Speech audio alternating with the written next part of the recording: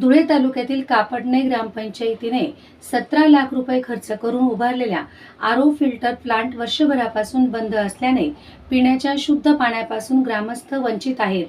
या विरोधात स्वच्छ पाणी पुरवठा संघर्ष समितीच्या वतीने काल रविवार रोजी घागर नळाला लाव आंदोलन छेडण्यात आले होते.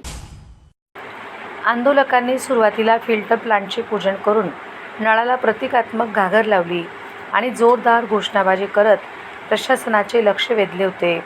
1 महिन्यात प्लांट सुरू करण्याचे आश्वासन गेल्या वर्षी दिले होते, मात्र ते न पाळल्याने ग्रामस्थांमध्ये तीव्र असंतोष निर्माण झाला आहे.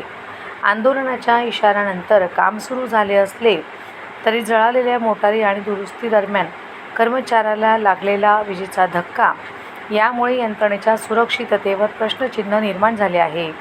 तसेच अधिकृत प्रयोगशाळेतून पाण्याची गुणवत्ता तपासणी करून ते सुरक्षित असल्याचे स्पष्ट झाल्यावरच पाणी पुरवठा सुरू करावा आणि तांत्रिक व विद्युत सुरक्षेची खात्री करावी, अशी मागणी ग्रामस्थांनी केली आहे.